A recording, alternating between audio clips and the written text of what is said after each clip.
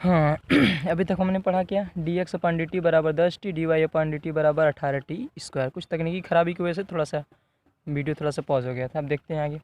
अब हमें निकालना है डी वाई अपन डी एक्स, यही मान निकालना था हमें, डी वाई अपन डी एक्स यही हमें निकालना था। अगर हम डी वाई अपन डी टी में यदि D x upon D T से भाग दे दें तो डी टी से डी टी कट जाएगा, क्या बचेगा भाई, डी वाई अपन डी एक्स। तो चलो देखते हैं।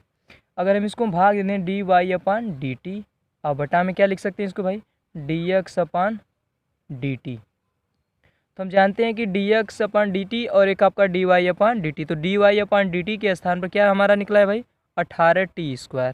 ये निकला है ना 18t² बटा में D x upon D T, यही ना है आपका, D x upon D T का मान कितना है भाई, 10t। यदि हम इसको लिखना चाहें तो ये थोड़ा ध्यान दीजिएगा, अगर हम इसको काट दें डी वाई अपन डी टी, जैसे अगर इसे मान लीजिए आपको भिन्न में दिया 1/4 और बटा में 2/4, तो इसको कैसे करेंगे, 1/4 को तो वैसे लिखेंगे, लेकिन जैसे इसको 2/4 को ऊपर ले जाएंगे तो 4 ऊपर हो जाएगा, 2 नीचे, कट सकता है कि नहीं, 4 से 4। उसी तरह अगर हम इसको अगर ऊपर ले जाएंगे डी वाई अपन डी टी और एक तो है D x upon D T, अगर D x upon D T इसको ऊपर ले जाएंगे तो क्या हो जाएगा भाई, डी से डी टी कट सकता है ना, क्या बचेगा आपका लास्ट में, फाइनली बचेगा डी वाई अपन डी टी। थोड़ा ध्यान दें, इसमें एक टी से एक टी काटेंगे तो एक टी बचेगा, इसको काट सकते हैं, 2 पंजे 10 और 2 9 18, 9 बचा, टी से टी काटेंगे तो ऊपर एक टी बचेगा कि नहीं, 9t बटा के 5। ये आपका फाइनली किसका मान निकला भाई, डी वाई अपन डी एक्स, सॉरी थोड़ा सा गलती हो गया, डी वाई अपन डी एक्स बराबर क्या हो जाएगा, 9t बटा के 5। ये आपका फाइनली ये आंसर हो जाएगा। ठीक, अब देखते हैं, अभी हमें सवाल में आगे थोड़ा सा पढ़ना था क्या, फलनों के प्राचलिक रूपों के अवकलज। अब सवाल देखते हैं ऑटोमेटिक समझ में आएगा।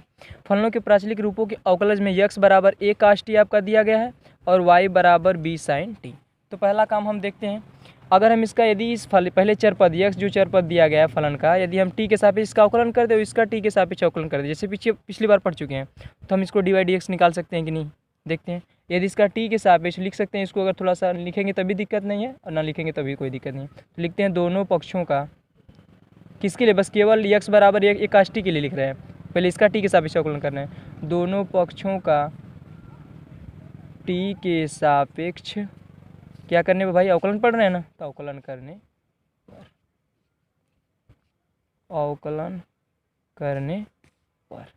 अवकलन करेंगे तो क्या हो जाएगा भाई, D x upon D t बराबर ए अचर पद है, इसको आराम से बाहर कर लेते हैं, डी डी टी क्या हो जाएगा भाई, कॉस टी। अब देखते हैं, अब थोड़ा सवाल में हल्का सा देख लेते हैं। सवाल में अगर मान लीजिए x के सापेक्ष अवकलन करना और कास x दिया हो, तो इसका हम फार्मूला पढ़ चुके हैं, कास x का अवकलन क्या होता है भाई, माइनस साइन x के सापेक्ष, लेकिन सवाल में यहाँ t के सापेक्ष है, तो माइनस क्या हो जाएगा a और x के स्थान में यहाँ पर साइन t है, तो क्या हो जाएगा साइन t, कहानी खत्म। यानी d x upon D t बराबर क्या हो जाएगा भाई, minus a sine t d t के। अब थोड़ा सा ध्यान दीजिएगा, अगर उसी तरह हम इसको यदि अवकलन करना चाहेंगे तो D Y upon D T, इसका भी अवकलन करेंगे, D Y upon D t बराबर बी डी डी टी किसके सापेक्ष, टी के सापेक्ष, किसका, साइन टी का।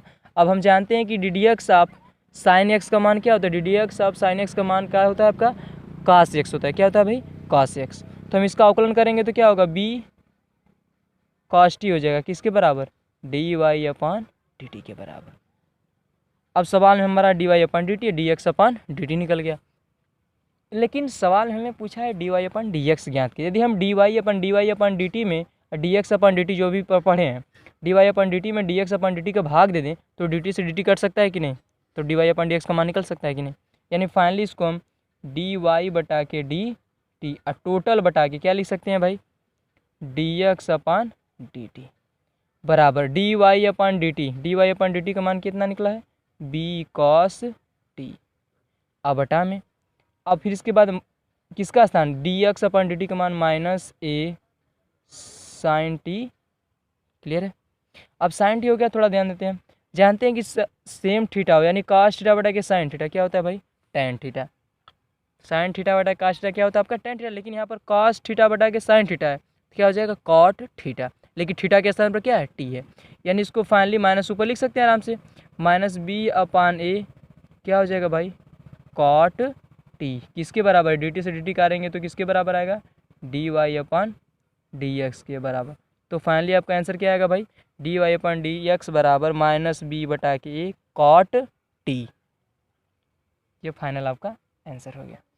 अब दूसरी सवाल हम देखते हैं। दूसरी सवाल में क्या दिया है, दूसरी सवाल अगर हम देखना चाहें, दूसरी सवाल में दिया है x बराबर a, x बराबर किताब में आप थोड़ा देख लीजिएगा, हमारे पास किताब तो है नहीं। a ब्रैकेट में cos t प्लस ब्रैकेट में cos t log tan t by 2 ये x के बराबर दिया है, यानी x बराबर a cos t plus log tan t by 2 और एक ठो y बराबर दिया है आपका a sin t। अब थोड़ा ध्यान देते हैं इसको, इस सवाल को कैसे करेंगे। अगर हम इसका थोड़ा ध्यान दीजिएगा, अभी ये फलन आपका t के सापेक्ष चल रहा है ना, यानी कहीं ना कहीं में इसका अवकलन करना है t के सापेक्ष। और फाइनली हम पूरा विधिवत तो नहीं लिख सकते, हमसे जानते हैं जनरली, अगर इसका हम t के सापेक्ष अवकलन करेंगे, लिख सकते हैं कि दोनों पक्षों का t के सापेक्ष अवकलन करने पर, तो dx/dt। अब इसका अवकलन करेंगे तो क्या होगा भाई, a गुणा कर लेते हैं पहले, यानी dt क्या हो जाएगा, गुणा कर देंगे तो ये cos t plus dt, a का गुणा इसमें भी तो होगा, ये हो जाएगा। और क्या बचेगा भाई, log tan t by 2। पहले x वाले का हम कर रहे हैं।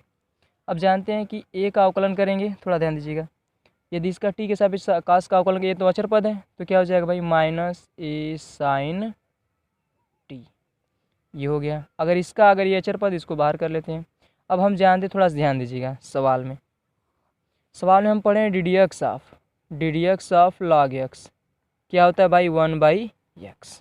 फाइनली ही देखते हैं ddx log x का 1/x, लेकिन यहाँ पर log x के स्थान पर क्या है tan t by 2, तो वही बता चुके हैं, इससे पहले पढ़ा दे चुके हैं कि इसको x मान लीजिए tan t by 2 के। तो tan 2t यानी क्या है, tan t by 2 को यदि हम x मानेंगे तो log x हो जाएगा, और log x का 1/x, लेकिन x के स्थान पर क्या है tan t by 2। इसको फाइनली हम 1/x के स्थान पर 1/x और x के स्थान पर क्या दिया है 1/tan t by 2, लेकिन इसको x माने है ना, तो इसका भी अवकलन करेंगे कि नहीं, तो क्या हो जाएगा d dt tan t by 2। चलते हैं आगे देखते हैं, -a sin t। अब थोड़ा सा ध्यान देते हैं, प्लस, अब देखते हैं a गुणे 1/के tan t by 2। थोड़ा ध्यान दीजिएगा। अब ddx ऑफ tan x, अब देख लेते हैं यहाँ पर ddx ऑफ tan x का पहले फार्मूला देखते हैं। tan x का क्या होता है अवकलन sec² x, लेकिन यहाँ पर x के स्थान पर क्या दिया है t by 2, तो sec² रहेगा, इसको x मान लेते हैं sec²। अब x के स्थान पर t by 2, तो sec² t by 2, लेकिन इसको x माने है ना, तो x के स्थान पर t by 2, अगर t by 2 का अवकलन करेंगे तो क्या होगा भाई, t का अवकलन यानी x जैसे ddx ऑफ x का अवकलन 1 होता है, उस तरह t by 2 का 1/2। फाइनली हो गया। अब आगे देखते हैं a sin t प्लस, अब थोड़ा सा ध्यान दें, थोड़ा शॉर्टकट नियम लगा रहे हैं, थोड़ा देखते हैं। अगर हम इसको लिखना चाहें tan t by 2, जैसे tan थीटा बराबर पढ़े होंगे कि sin थीटा बटा के cos थीटा, लेकिन थीटा के स्थान पर t by 2 है, तो इसको हम क्या लिख सकते हैं sin t by 2 बटा के cos t by 2। फाइनली 1/, में जब इसको अगली पक्षांतर करेंगे, जैसे 1/के मान लीजिए आपका tan थीटा है, यहाँ पर देख लेते हैं, तो इसको 1/के sin थीटा बटा cos थीटा लिख सकते हैं कि नहीं, tan थीटा के स्थान पर। इसको जब क्या करेंगे पलटी मारेंगे तो क्या होगा, cos थीटा ऊपर चला जाएगा, cos थीटा बटा के sin थीटा हो सकता है कि नहीं। उसी तरह हम इसको जब ऊपर ले जाएंगे तो डायरेक्टली लिख सकते हैं cos t by 2 बटा के, थोड़ा सा जगह कमी है, sin t by 2। अब जानते हैं इससे किसका उल्टा होता है, cos का उल्टा होता है। किसका उल्टा होता है, cos का। तो इसको फाइनली हम cos लिख सकते हैं, क्या हो सकता है भाई cos² t by 2 गुणे 1/2। फाइनली हो सकता है कि नहीं। ये किसके बराबर चल रहा है भाई, dx/dt और dx/dt के स्थान। अब देखते हैं आगे, हमारे पास जगह तो है नहीं, देख लेते हैं आगे dx/dt। अब dx/dt बराबर यहाँ सवाल में क्या दे रहा था -a sin t, इसको लिख लेते हैं -a sin t प्लस, यही है भाई ना, और इसके बाद क्या है, थोड़ा सा देखिएगा, हल्का सा देख लिया, हल्का सा थोड़ा ध्यान देना है। अगर एक कास से एक कास काटेंगे तो नीचे कास बचेगा कि नहीं भाई, बचेगा ना। यानी फाइनली अगर इसको हम एक कास से काटेंगे नीचे तो कास बचेगा।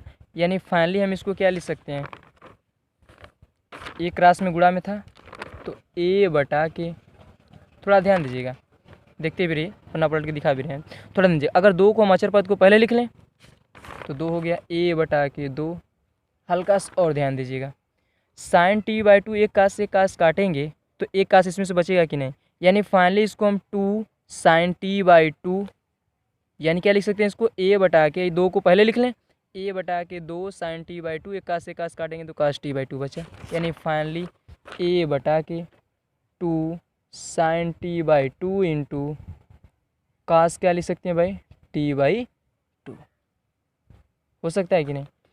अब थोड़ा सा ध्यान दीजिएगा, हम एक थोड़ा सा फार्मूला यहाँ पर लिख भी दे रहे हैं।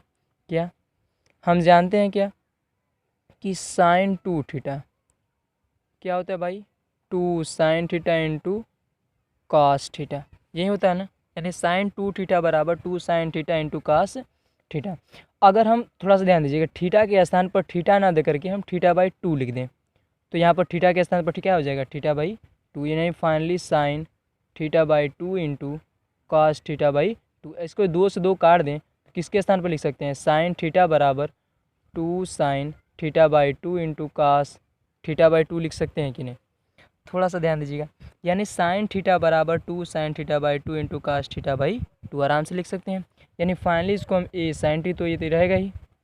अब फाइनली ए बटा के, अब देखिए थीटा के स्थान पर क्या है, टी बाई 2 है, यानी 2 sine theta by 2 into cos theta by 2, यानी टी के स्थान पर था तो इसको फाइनली हम क्या लिख सकते हैं, साइन, अब दीदी देखिए यहाँ पर 2 sine theta by 2 into cos theta by 2 था तो हम क्या लिखे थे, साइन थीटा, लेकिन यहाँ पर टी है तो क्या हो जाएगा, साइन टी माइनस ए साइन टी प्लस ए साइन टी। साइन किसका उल्टा होता है, कोसेक, यानी इसको हम क्या लिख सकते हैं, कोसेक टी, किसके बराबर भाई, D x upon D t के स्थान पर आपका फाइनली निकला D x upon D T का मान माइनस ए साइन टी प्लस ए कोसेक टी। लेकिन हमको ये तो निकालना नहीं था, सवाल में हमें दिया था क्या भाई, एक ठो वाई बराबर, यहाँ पर दिया ना, यहाँ पर ये वाला थोड़ा देखिए फंक्शन, सवाल में एक ठो वाला दिया है आपका अलग से चरपद, वाई बराबर ए साइन टी, वाई बराबर ए साइन टी।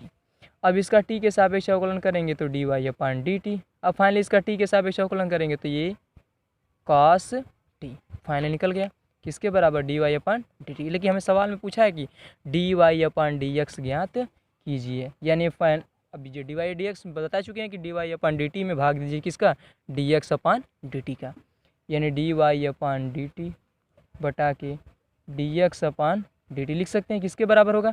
अब D Y D X, D Y upon D T है ना, डी वाई डी टी का मान क्या है, ए कॉस टी, ए कॉस टी बटा में, अब finally D x upon D T, D x upon D T का मान क्या है, ए साइन टी प्लस ए कोसेक टी, टी से टी काट देंगे तो यानी D Y upon D x का मान ए कॉस टी बटा के माइनस ए साइन टी प्लस ए कोसेक टी, आराम से लिख सकते हैं कि नहीं। अब थोड़ा सा ध्यान दें, अब सवाल में यदि हल करने लायक सवाल है तो हल करेंगे, यदि हल करने लायक नहीं है सवाल तो नहीं हल करेंगे। लेकिन थोड़ा सा देखते हैं माहौल बन सकता है, क्या बन सकता है भाई, A cos T, A cos T minus A sign T तो रहने देते हैं, साइन टी। अगर हम इसको लिखना चाहें वही पुराना वाला काम, इसको ए बटा के साइन टी लिख सकते हैं कि नहीं, कोसेक का उल्टा होता है साइन, तो यानी 1 बटा के साइन टी। अब इसको हम बटा 1 तो बोल ही सकते हैं, भिन्न वाला नियम तो सभी लोग जानते होंगे, ए कॉस टी, इसका गुणा इसमें और इसका गुणा तिरे गुणा कर दें तो साइन टी का गुणा साइन टी में करेंगे तो क्या हो जाएगा, माइनस ए साइन स्क्वायर टी, आप प्लस ए का गुणा 1 में करेंगे तो यही होगा। थोड़ा ध्यान दीजिए, अब देखिए अंश और बटा हर, अंश बटा हर में ए कॉस टी, और थोड़ा ध्यान दीजिएगा थोड़ा मिस्टेक हो रहा है यहाँ पर, ए साइन टी यानी गुणा करेंगे तो माइनस ए साइन स्क्वायर टी या गुणे ए, लेकिन बटा में साइन टी का गुणा 1 में करेंगे तो साइन टी होगा कि नहीं होगा, थोड़ा यहाँ पर ध्यान देना। अब साइन टी को ऊपर ले जाएंगे तो क्या हो जाएगा भाई, A cos T into sine T तो ऊपर चला गया, अब बटा में, अब दोनों में देख रहे हैं ए मिल रहा है तो ए को आराम से कॉमन कर लेते हैं तो माइनस साइन स्क्वायर टी और फिर प्लस, अब ये कॉमन कर लेंगे तो कोई भी संख्या, जब वही संख्या खुद ब खुद कॉमन कर लेते एक बचता है हमेशा, तो फाइनली हम ए से